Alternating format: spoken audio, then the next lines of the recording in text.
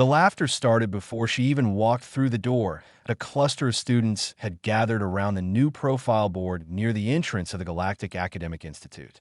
The board displayed incoming student data, homeworld statistics, environmental baselines, biological tolerances.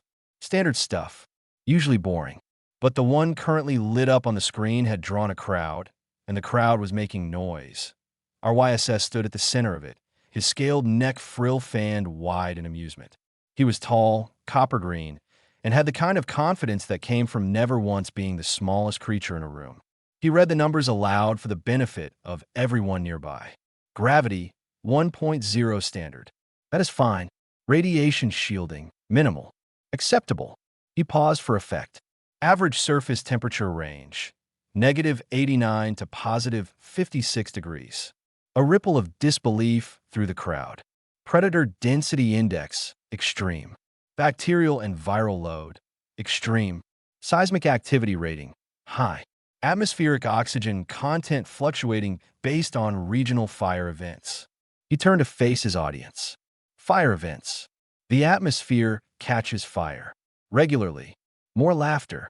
A few students leaned in to read the screen themselves, as if checking that our YSS had not made any of it up. He had not. And they sent one here, said someone near the back.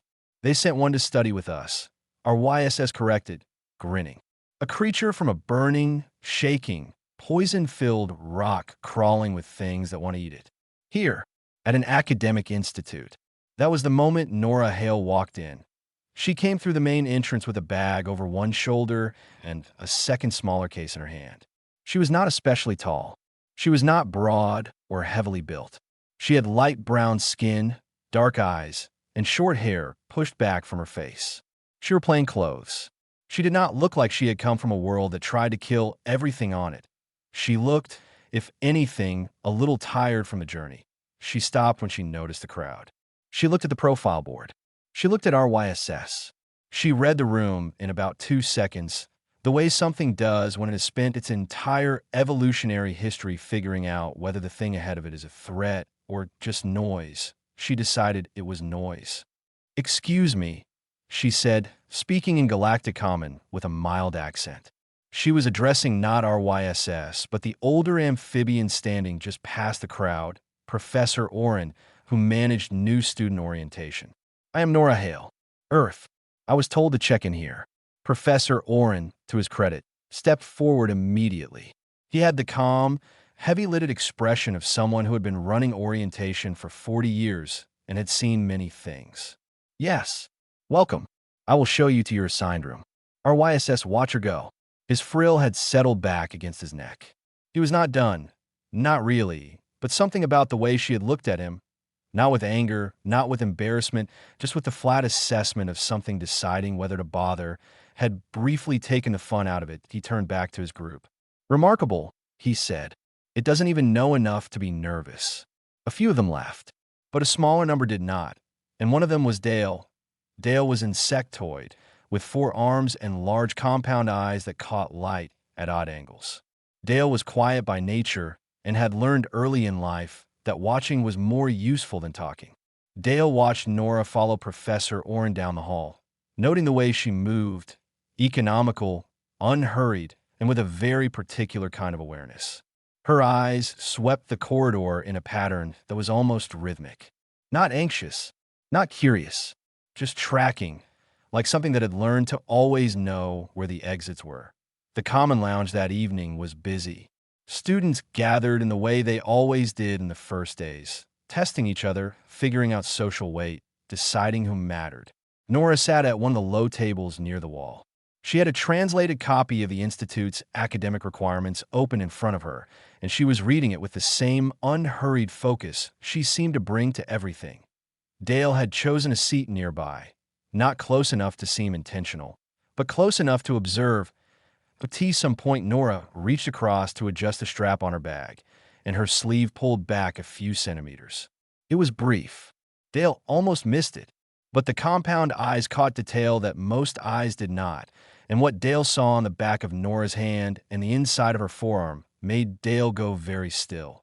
The marks were not random. They were not the result of injury. They were deliberate, Precise lines and curves worked into the skin in a pattern that had clearly taken a long time to complete. They did not look decorative. They looked like something that meant something. Nora adjusted the strap. The sleeve fell back into place. She looked up and found Dale staring. For a moment, neither of them moved. Then Nora smiled. It was a small, easy smile, the kind that did not ask for anything. She pulled her sleeve down the rest of the way and went back to her reading. Dale looked away, but Dale did not stop thinking about it. The simulation chamber smelled like burnt circuitry and embarrassment. It was a practical biology seminar, held in a large circular room where environmental scenarios from different homeworlds could be projected and run. Students were meant to observe survival conditions, biological responses, atmospheric data. The idea was to build empathy across species lines, understand where others came from. That was the official purpose, at least. What actually happened was that the instructor loaded Earth scenario and the chamber's threat assessment software through an error code none of them had ever seen before. The display froze. A warning in 4 languages appeared across the projection field. One of the translations read, "Parameters exceed simulation design range. Scenario suspended." The room went quiet for exactly 1 second before our YSS said, "It broke the room." Laughter. Loud, uncomplicated laughter from a good portion of the class. The instructor, a thin, multi-jointed being named Fail, was clicking through diagnostic screens with 3 of her hands and looking increasingly distressed. She was a good teacher, but not especially experienced with technical failures, and the laughter was not helping her concentration. Nora set down her notes. She crossed the room without being asked, stood beside Fail, and looked at the screen.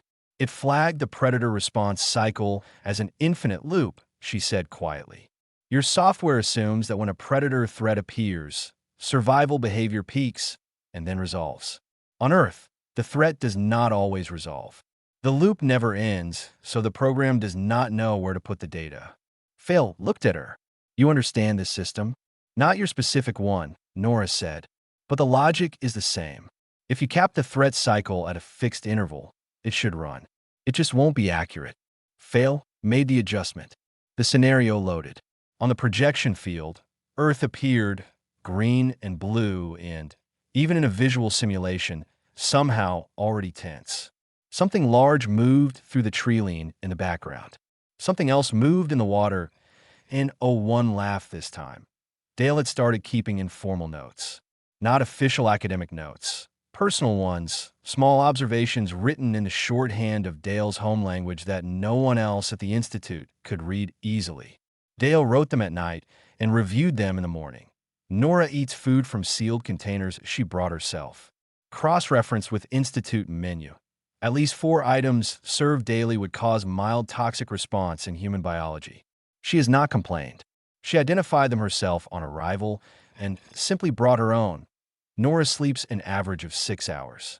Institute average across species is 9. She does not appear impaired. Nora is never startled. There was a pressure seal failure in the eastern corridor this morning. Sudden loud crack. Everyone in the hall flinched or jumped. Nora turned her head toward the sound, assessed, and kept walking. Dale paused on that last note for a while before adding. She turned toward it. Not away. The social challenge happened on the 5th day. Our YSS had not stopped. He was more careful now. He had noticed that direct mockery slid off Nora without leaving a mark, which made it unsatisfying. So he had shifted to something subtler. He arranged a common room challenge, the kind that happened informally at the Institute fairly often. A test of reach and grip strength, framed as a friendly contest. Most of the species present had significant physical advantages over humans in those specific categories. Everyone knew it. The challenge was designed so that Nora would either lose visibly or decline and look like she was avoiding it. Nora looked at the setup. She looked at our YSS. Then she picked up the Institute's own student charter from the shelf near the common room entrance. A physical copy kept there for administrative purposes, and opened it to a section near the middle. Article 14, she said, reading aloud. All formal competitions held in Institute common spaces must be registered with the Student Records Office and must include access provisions for all enrolled species. An unregistered competition held in a common space is classified as a social exclusion event and is subject to review by the academic board. She closed the charter and set it back on the shelf. I am happy to compete, she said pleasantly. Once it is registered, no one moved to register it. The challenge dissolved. A few students drifted away. Our YSS stood where he was for a moment, his frill doing something complicated, and then he left without speaking. Dale, watching from a corner seat, wrote one more line in the shorthand notes. She does not fight the thing. She moves around it and makes the ground disappear under it.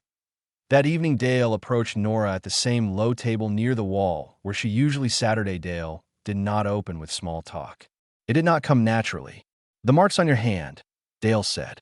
I saw them the first night. I have been thinking about them. Nora did not seem surprised by the directness. She sat down what she was reading. She looked at her own hand for a moment, then back at Dale. What about them? She said. What are they? She was quiet for a few seconds. Not uncomfortable silence, thinking silence. They mean I made a promise, she said. Dale waited. Nothing more came. To whom? Dale asked. Nora picked up her reading again, but she was almost smiling. You're getting closer, she said. Professor Oren had not intended to go looking at IT had started as professional habit.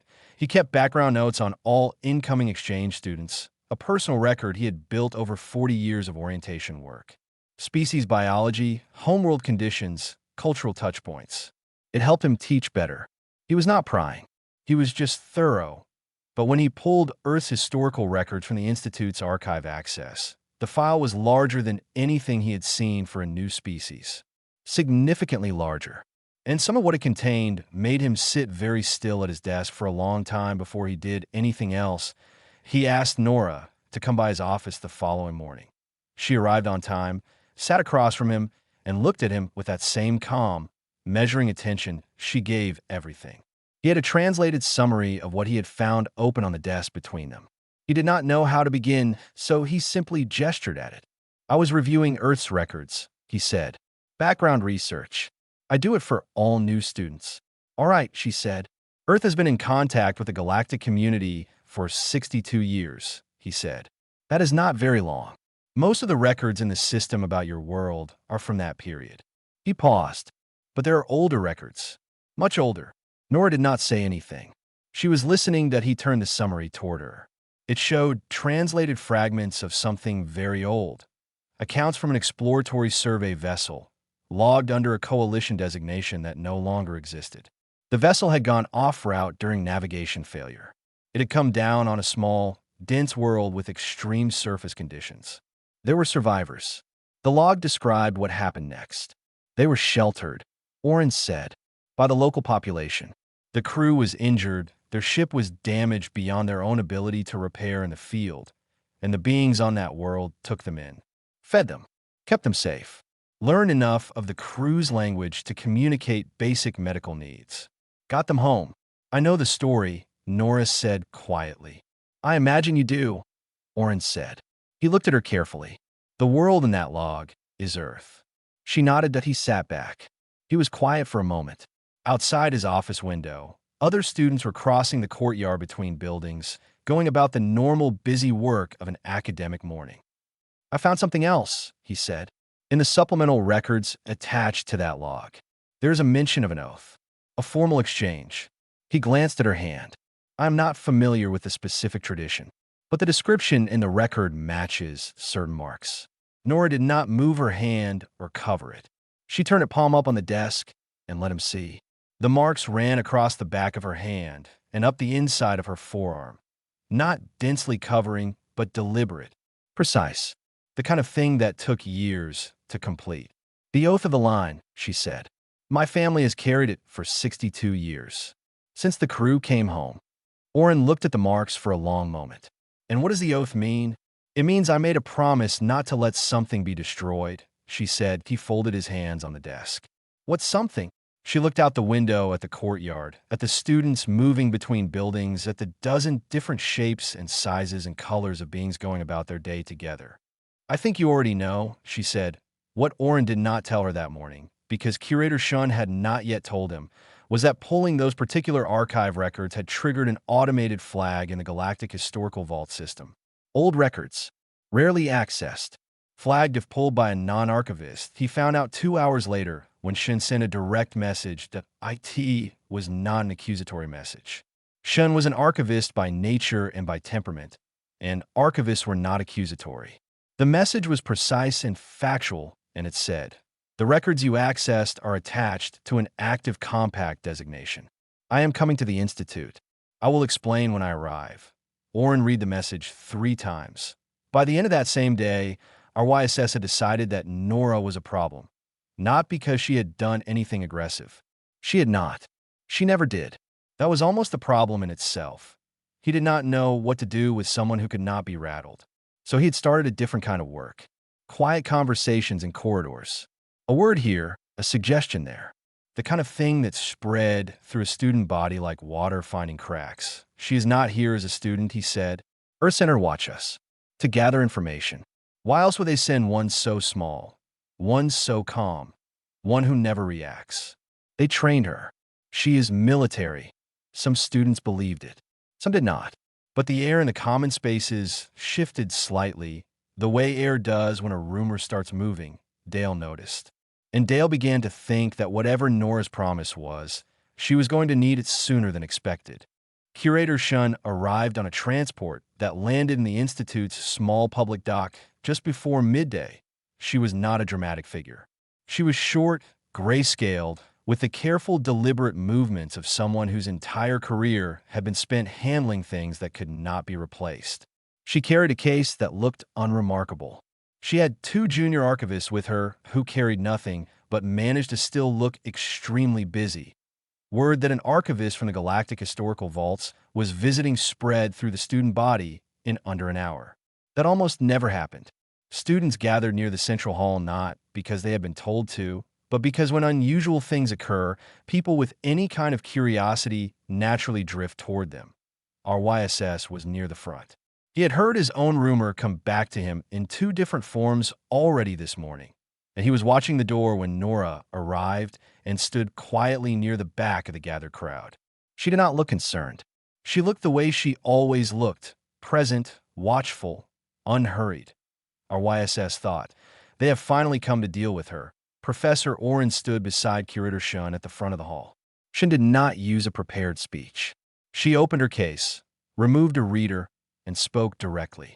I'm going to explain something to you that most people in this room have probably never encountered, she said. Her galactic comment was precise and unaccented. 62 years ago, a survey vessel from the early Outer Coalition was lost during a navigation failure. It came down on a world called Earth. The crew survived because the people of that world chose to help them. This was not a small thing. The crew was injured, isolated, and unable to call for rescue. Without that help, they would not have lived. The hall was quiet. This was not what anyone had expected her to say. When the crew returned, a formal record was made. Part of that record was a compact, a legal agreement between the Outer Coalition and the family line that had sheltered the crew. In exchange for what they had done, that family was granted protectorate standing. Shin looked up from her reader. Some of you may not know what that means. It is an old designation. We do not create new ones. It means that a recognized holder of that standing has the legal right to invoke galactic law on behalf of any beings under their declared care. It also means that holder is immune from institutional targeting. They cannot be officially pressured, investigated without cause, or expelled from a recognized academic body based on species origin or cultural suspicion. The silence in the hall changed quality. It got heavier. The compact was placed in archive storage 60 years ago on the assumption that the line had ended. It had not ended. Shin looked toward the back of the hall. Nora Hale is the current holder of that standing. The marks she carries are the oath of the line, made at adulthood, as recorded in the original compact documentation. I have verified this against the archive records this morning. It is valid. It is active. Every head in the hall turned toward Nora. She stood where she was. She had not moved. She did not look triumphant. She did not look vindicated. She looked the way she had looked on the first day, when she had come through the door and found the crowd laughing at her profile board. She was reading the room, assessing, deciding what was noise and what was not. Our YSS stood very still. His frill, which usually signaled everything he was feeling, was completely flat. He was not laughing. He was not speaking. He did not look angry. He looked, for the first time since Nora had arrived, like he was genuinely thinking. The crowd dispersed slowly.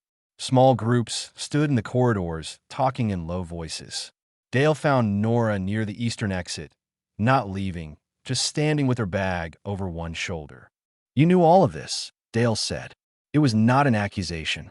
"Yes," Nora said. "You did not say anything." "Nobody asked the right question," she said, which was the same thing she had said before. But this time it did not sound like deflection. It sounded like something that had a specific answer she had been waiting to give. Dale thought about that. What is the right question? Nora looked at the hall, mostly empty now, the long corridors of the Institute settling back into their usual afternoon rhythm. "Not what the marks are," she said. "Not what the oath means. Not where it comes from." She paused. "What is being used for? Right now. That is the question." Dale went still. "Is it being used right now?" Nora shifted the bag on her shoulder. "Not yet," she said, that a younger student, barely a first year, small, with the soft coloring of a species Dale did not know well, stepped forward from where they had apparently been listening nearby. They looked nervous. "Why did you not tell us?" the student said to Nora. The voice was uncertain, not hostile, just genuinely confused. "You could have said from the start." Nora looked at them for a moment. Then she said, simply, "You did not need it from the start." She walked back down the hall toward the study rooms. Behind her, Dale and the young student stood in the corridor, and neither of them had an immediate answer to that. The notice came through the Institute's administrative system on a quiet evening, 3 days after Curator Shin's visit. That IT was not addressed to students. It was addressed to department heads, budget offices, and program coordinators. It came from a body called the Galactic Academic Regulatory Commission, a name that sounded important, carried an official seal, and that most people at the Institute had never directly dealt with before. The notice stated that several programs were being reviewed for resource efficiency, and that pending the outcome of that review, funding would be suspended. The programs listed for suspension were, without exception, the cross-species integration programs, the ones that paid for translation services, for adaptive housing, for dietary accommodation, for the biological compatibility studies that made it possible for a student from one kind of world to live safely alongside a student from a completely different one, the ones that had allowed Dale to attend, the ones that had allowed several dozen other students from smaller species and less wealthy homeworlds to be here at all. Nora read the notice in her room. She read it twice. Then she opened the folder she had kept under her bunk since the day she arrived. She had been watching this for 4 months before she ever set foot in the Institute. That IT had started with a faculty reassignment record that a friend at Earth's liaison office had forwarded to her. A small thing. One professor moved from one post to another. But when she traced the pattern, it was not small at all. 8 faculty members across 3 different institutions, all specialists in cross-species academic integration, all quietly reassigned or retired in the past 14 months. Student records from mixed species cohorts being flagged for additional review. Funding review notices like the one she was reading now appearing at 5 other institutes in the past 8 months. No single event was large enough to make noise, but together they pointed in one direction. Someone was dismantling the framework. Carefully, slowly, one small piece at a time. She brought her folder to Professor Oren the next morning. He went through it in silence. Curator Shun, who had chosen to remain at the Institute for a few additional days to complete her archive documentation, stood beside him and read over his shoulder. Neither of them spoke for a long time. "This is larger than the Institute," Oren said finally. "Yes," Nora said. "You came here knowing this was happening," Shun said. "I came here because this was happening," Nora said. An institute is a good place to establish protectorate presence. A lot of beings in one place. Clear academic standing. Public record. Shun looked at her with an expression that was hard to read, but was not unfriendly. "You planned this." "I prepared for it," Nora said. There was a difference in her tone that suggested she felt the distinction mattered. Planning assumes I knew exactly what I would find. I did not. I just knew that if I was here and registered, I would have standing to act when the moment came. Orin asked the question that had been in the room since Shin arrived. Are you going to invoke the standing? I already have the paperwork drafted, she said. That evening, Nora's communicator received a private channel request from an identifier she recognized. Admiral Voss, Earth's current military liaison to the galactic community. She had met him twice in person. He was a direct man who did not waste time. We have been watching the same pattern you have, he said. Earth has flagged it at the diplomatic level. We have been building a case, but we are not in a position to invoke anything formally. Our standing in the broader galactic framework is still too new. We would need an existing compact to anchor it. I know, she said at a pause. You're going to do it? Yes. Another pause. Do you need anything from us? I need you to be ready to back the documentation if it is challenged, she said. The invocation will name the students here as beings under declared protectorate care. If the Commission tries to argue that the compact is defunct or non-binding, I need Earth on record supporting its validity. You will have it, he said, and the channel closed. Our YSS found her in the corridor outside the study rooms that night. He did not approach from a challenging angle. He stopped a few steps away and stood there, which was, for our YSS, a remarkably humble posture. He did not apologize. She had not expected him to, and she did not need it. He said, "What can I do?" It was not a question. It was a statement offered as Nora looked at him for a moment. Tomorrow morning, I am filing the invocation. It goes to the Commission, to the Institute Board, to the Vaults, and to 7 other official bodies simultaneously. When it does, the Commission will respond. They will not respond kindly. She paused. I need people who are willing to stand in the public record as members of a protected cohort. Not a favor, not a protest, just a legal declaration. Names attached to the filing. Our YSS's frill lifted slightly. How many names do you need? As many as want to give them, she said. He nodded once and walked back toward the student housing wing. WY the next morning, she had 41 names. The Commission's response arrived in less than 1 galactic day. That was the first sign. Official bodies of that size and designation did not usually move so fast. Standard processing time for a formal invocation would have been 3 to 5 days at minimum. The speed told Nora 2 things. They had been watching for exactly this kind of challenge, and they were not happy it had come. The response was a dismissal. Not a rejection, a dismissal, which was a different legal posture. A rejection would have engaged with the substance of the invocation and argued against it. A dismissal said the filing was procedurally improper and therefore could not be considered. The grounds cited were 3. The compact was a pre-standardization document and therefore not compatible with current galactic legal formatting. The protectorate standing designation no longer existed as an active legal category, and the Institute students named in the filing had not individually consented to being declared a protected cohort. IT arrived in the morning. By noon, Curator Shun had dismantled all 3 grounds. She worked at a desk in Professor Orn's office with her junior archivists and produced a response document that was, by any measure, a piece of art in its precision. The pre-standardization claim was answered with a provision from the current legal framework that explicitly grandfathered all compacts made under prior coalition governance. The standing designation claim was answered with the record of the designation itself, which had never been formally dissolved because no one had ever gotten around to removing it, which meant it was still technically active. The individual consent claim was answered by the original compact language, which established that protectorate care was a unilateral declaration and did not require consent from those protected, the same way a physician could treat someone who was unconscious. Shin forwarded the response to the Commission and copied it to every body Nora had included in the original filing. Then she sat back and said quietly to Orin, "They are going to call a hearing." They did. 2 days later, the hearing was conducted remotely, with the Commission panel appearing as projected figures at the front of the Institute's largest meeting room. The students had not been officially invited, but they filled the back half of the room anyway, standing because there were not enough seats. Dale stood near the front. Our YSS stood against the wall on the left side. The young first-year student who had asked Nora why she had not said anything earlier was there too, near the door, barely visible in the crowd. The commission panel spoke first. Their legal representative was formal, thorough, and spoke for 11 minutes, presenting a case that essentially argued the compact was a historical artifact and that the current galactic community had moved past the need for such designations.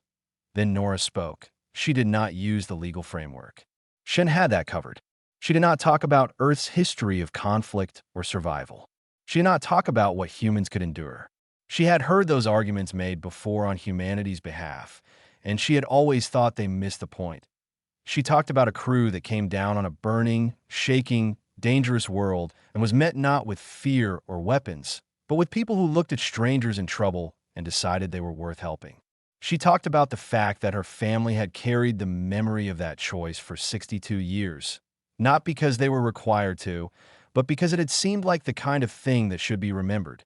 She said the HFY War on her skin was not a claim to power. It was a record of a decision. The decision that when something worth protecting is in front of you, you do not walk away. She said the integration programs were worth protecting. She said the students in this room were worth protecting. She said she was not asking the commission to honor the compact because it was legally convenient.